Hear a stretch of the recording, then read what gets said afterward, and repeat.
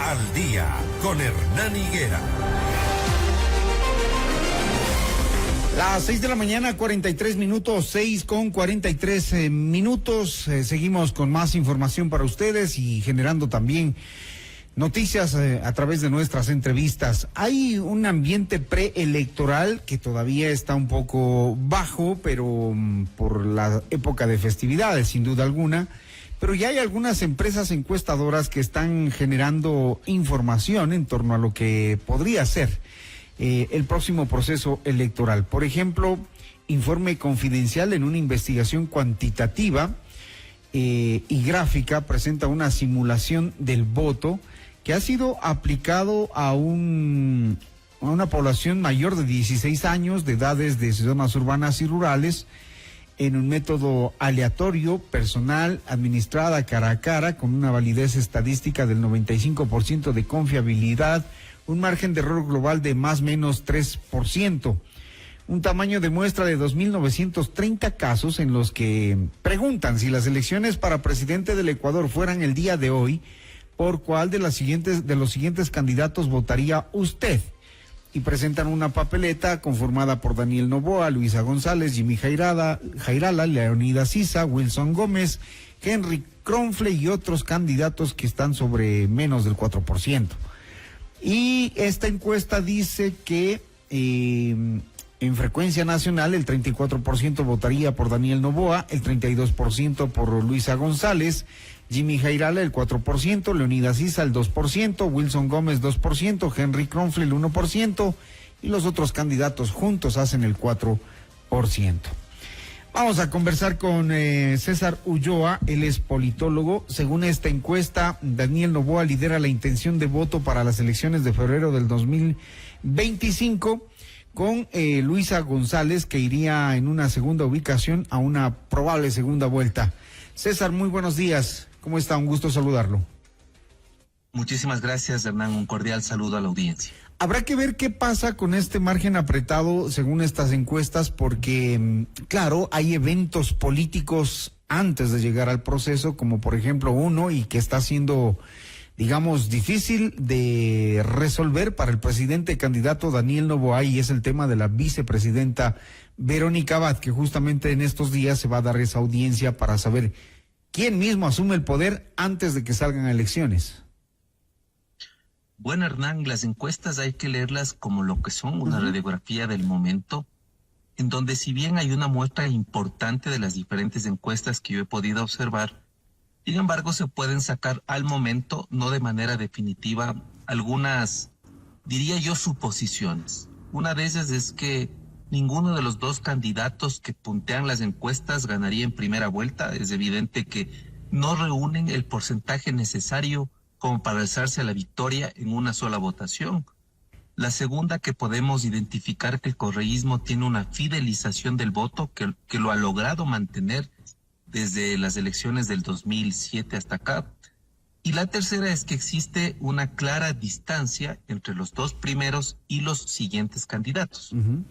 Sin embargo, en un país en donde la incertidumbre puede trastocar o puede patear el tablero, yo diría que hay que mirar estas encuestas con mucha cautela, porque posiblemente la falta de promoción, la falta de publicidad de las otras candidaturas o la falta de visibilidad de lo que hacen las otras candidaturas en la visita a distintas localidades hace que se invisibilice la intención de voto por otros o por las otras candidatas. Indudablemente, el más expuesto a que suba o que baje la intención de voto es el presidente, porque es la figura más visible, es quien administra el Estado, es en donde se exacerban los errores y poco se reconoce los aciertos, mientras que por el otro lado están candidatos, candidatas que buscan una alternativa distinta a las principales problemáticas, crisis energética, inseguridad, economía, y el correísmo, que tiene una agenda bastante bien planteada, bien planificada, en términos de lo que ha venido siendo sus últimas campañas electorales, Hernán. De hecho, sobre lo que usted acaba de decir, en cuanto al candidato presidente Daniel Noboa, la intención de voto, por ejemplo, para Comunicaliza, se ha mantenido estable en las últimas semanas, después de que los apagones provocaran una caída predecible de 6 puntos en total a Daniel Noboa, es lo que usted acaba de señalar. Indudablemente, yo creo que las encuestas más o menos en los porcentajes que he podido observar coinciden en que existe dos candidaturas que pueden posibilitar una segunda vuelta electoral. Indudablemente, quien administra el Estado es el más expuesto a la crítica, al escarnio público, a verse develado en sus errores más que en sus aciertos. Y me da la sensación que el tema del manejo, la administración de la crisis, no hablo solo de crisis energética en cuanto a apagones, sino el manejo de la crisis comunicacional, la crisis política alrededor de los anuncios, de los apagones, indudablemente le pasaron una factura importante a un presidente que venía consolidándose en temas de combate a la inseguridad, probablemente en ordenar las cuentas fiscales, probablemente en tratar de catapultar un plan social que todavía no tiene un formato visible, adecuado, mientras que las otras candidaturas lo que han hecho es indudablemente atacar la figura del presidente, pero tampoco, Hernán, he podido observar que en las otras candidaturas se hagan muy presentes propuestas alternativas o propuestas distintas. Por ejemplo, escasean propuestas de la crisis energética, son muletizas o reiterados mensajes sin mucho contenido respecto del combate a la inseguridad. Poco o nada se dice de la generación de empleo o del mejoramiento de la situación económica. Creo que los ecuatorianos y ecuatorianas queremos respuestas contundentes, concretas, ante un país que, insisto, atraviesa uno de los peores momentos en todas las dimensiones que se puede observar desde la transición a la democracia.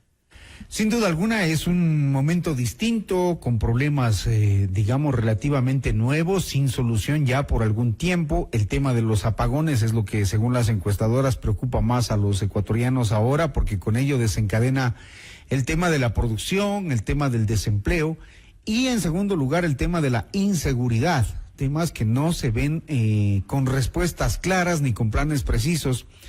Y lo que vemos en redes sociales, porque es ahí donde están los candidatos haciendo su pre-campaña, es, digamos, a ratos hasta jocoso, ridículo y con pocos mensajes, ¿no? Vemos algunos candidatos ahí queriendo polemizar con otros, o sea, la típica forma de hacer política en el Ecuador. Un expresidente de la Corte haciendo parrilladas y criticando a otros, otro que quiere cantar, otro que quiere bailar y ese tipo de cosas que ya estamos viendo que van a marcar un hilo conductor en la campaña electoral, cuando lo que el país necesita es que nos planteen soluciones sobre crisis petrolera, crisis energética, la inseguridad, el desempleo, la educación. Ahora que nos califican desde afuera como un narcoestado, ¿qué políticas se van a implementar? Esas son las cosas que necesita escuchar el país desde ya. Yo creo que las redes sociales se han convertido en una tomadura de pelo, por una parte, por otra en una suerte de entretenimiento banal, fugaz, y por otra en algo que la gente termina ya poniendo en lo que son. En las redes sociales es como la casa del botiquero, hay de todo. Creo que esta campaña tendrá que ser distinta a las otras, porque la juventud, que tiene más consumo de las tecnologías de la información y la comunicación, ya no come cuento. Además, tiene claridad los jóvenes, soy un estudioso de los jóvenes, que un TikTok no resuelve los problemas de inseguridad, que un TikTok no resuelve bajo ningún punto de vista la crisis de empleo que atraviesa su familia, y que un TikTok tampoco detiene a las decenas de miles de ecuatorianos y ecuatorianas que están emigrando al exterior. Es decir, vivimos también una crisis migratoria fuerte, además que somos un país de acogida, sobre todo de la migración venezolana, por la crisis de la dictadura que ha generado Maduro.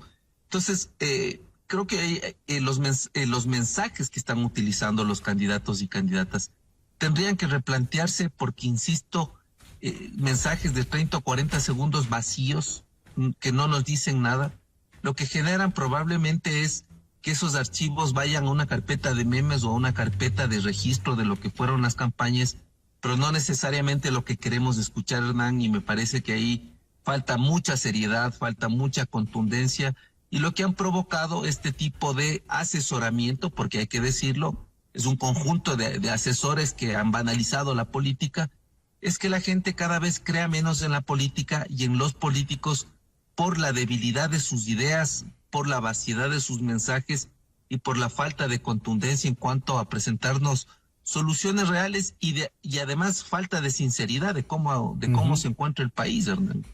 La mayoría de candidatos, curiosamente, tienen miedo de asistir a los estudios de radio o de televisión para someterse a preguntas, ¿no? Prefieren el TikTok, donde se buscan un background muy bonito, donde prefieren hacer el ridículo, pero tienen miedo de venir a discutir y a debatir con la gente, con los ciudadanos que quieren preguntar ya no qué, sino cómo. Y eso es lo importante. En la última campaña electoral nos dijeron que sabían cómo resolver el tema de la energía en el país y vemos que el resultado no es precisamente bueno y rápido. Bueno, eso se explica también, Hernán, porque los candidatos y las candidatas no tienen equipos lo suficientemente solventes, hablo de expertos y especialistas, que puedan hacer un plan de gobierno con tal seriedad, con tal solvencia, que nos digan cuál es el camino, cuál es la orientación. Yo extraño desde hace algunos periodos gubernamentales que no tengamos mandatarios que nos digan hacia dónde va el país. Nadie sabe hacia dónde vamos, Hernán, es decir, parecería que la gente de manera automática camina, enciende el vehículo, se va al trabajo, pero no sabe con certeza hacia dónde va el Ecuador.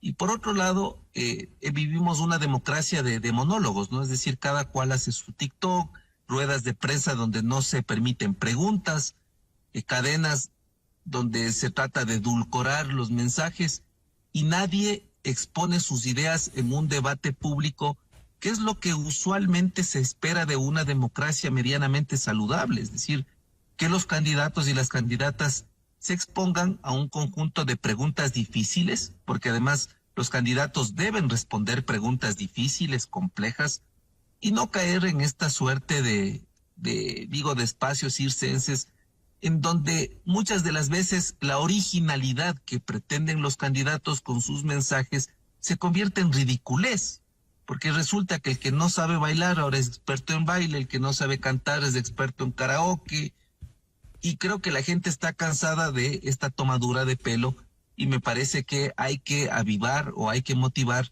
debates entre los candidatos, más exposición pública, y que de manera honesta nos presenten sus equipos, nos presenten sus propuestas, pero sobre todo que nos digan hacia dónde nos quieren llevar como país.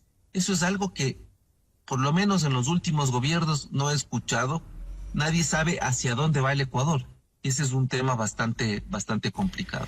Es un problema grave el que tenemos que resolver los ciudadanos para poder encaminar este país con una decisión acertada, porque ayer nomás escuchábamos cómo Durán es la segunda ciudad más peligrosa del mundo, cómo los estudiantes voluntariamente van hacia las mafias, hacia los grupos delictivos, y es precisamente por los problemas en la infraestructura educativa del país. Y sobre eso, ¿qué van a hacer?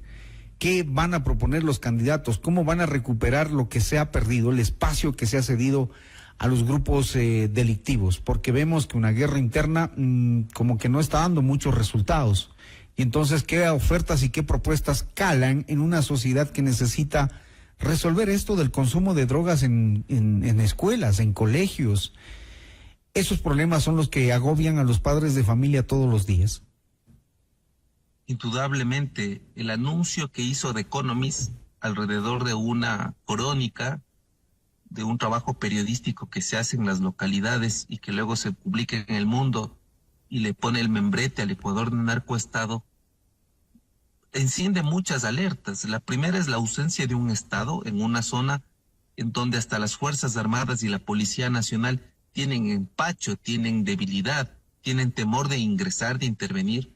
Una ausencia del Estado en cuanto a una política social, no hablo asistencial clientelar, sino sistemática en términos de acceso a la educación, en cuanto a la atención a programas que combatan la desnutrición crónica infantil, en cuanto a salud mental, que evite problemas de adicción, que evite problemas de depresión, en cuanto a lo que se refiere a un bienestar social integral. Entonces, lo que pasa en Durán, que se reproduce además en varios cantones de varias provincias, lo que nos habla es de un Estado ausente con instituciones extremadamente débiles, con gobiernos que no tienen una planificación sostenida en el tiempo, producto de que llegan autoridades sin el más mínimo conocimiento de cómo se maneja la administración pública, y eso hay que decirlo también. El fracaso de lo que vive el Ecuador es porque en los cargos de alta representación de manejo de recursos están personas que no tienen idea de lo que necesita cada territorio, de lo que necesita la región, de lo que necesita el país. Por eso, ahora, Hernán, que tú mencionabas que los candidatos no exponen sus ideas, creo que también a los candidatos hay que exigirles que nos presenten sus equipos de trabajo y que esos señores también expongan sus ideas, porque cada vez que se nombran ministros o ministras en los últimos años, a mí me da miedo de saber que va algún improvisado o improvisada a hacerse cargo de las carteras de bienestar social, de las carteras de trabajo, de las carteras de etcétera, carteras. Es decir, parece que se ha trastocado o se ha modelado la idea de que tienen que ser mis panas, mis amigos, los ministros, cuando en realidad lo que necesita gente un gobierno experta, contundente, hablo gente de los capacitada. últimos gobiernos, es poner a gente experta y especializada. Para que después no anden quejándose de que un presidente los puede callar y no advertir una crisis como la energética que estamos pasando. Ahora, el problema va a ser más grave también porque si se aplica lo que dicen las encuestas en torno al legislativo, la Revolución Ciudadana llegaría con el 29% de asambleístas, ADN el 25%, Partido Social Cristiano el 5%, Pachacuti el 4%, el Centro Democrático el 3%, Suma el 2%, Creo el 2%. Es decir, la misma tónica de ingobernabilidad, porque ya sabemos que el correísmo haría oposición si se reelige Noboa, y tendrían mayoría si gana Luisa. Sí, yo diría no solo de ingobernabilidad, sino también de indolencia y de falta de sensibilidad. El Ecuador necesita un conjunto de acuerdos mínimos, indistintamente de la ideología, de la proclama, del líder del partido. Creo que la responsabilidad de quienes legislan en la Asamblea está en la proclamación de un conjunto de leyes, 3 o 4, porque no necesitamos tampoco una fábrica de leyes. El Ecuador se ha caracterizado por fabricar leyes, por fabricar parches todo el tiempo. Creo que debería haber un acuerdo nacional sensato en cuanto a la crisis energética, me parece que eso es lo más coyuntural. Luego un acuerdo nacional en cuanto al combate al crimen transnacional organizado, un acuerdo en la generación de empleo, en mantenerle saludable la economía y un acuerdo en una política social. Creo que estos 4 aspectos son necesarios, más allá de que sean de ADN, de la Revolución Ciudadana, de Creo. Sacarse las camisetas de los partidos. Sacarse la camiseta de los partidos y hacerla del país. César, le agradezco mucho por su análisis frente a este clima preelectoral que ya vive el país en medio de festividades de Quito, fiestas navideñas y fin de año. Hay que estar pendientes de ese tema y exigir las propuestas a los candidatos, ha dicho César Ulloa, politólogo, analizando este tema. Muchísimas gracias, buen día. Felices fiestas. Muchas gracias, Hernán. Buen día.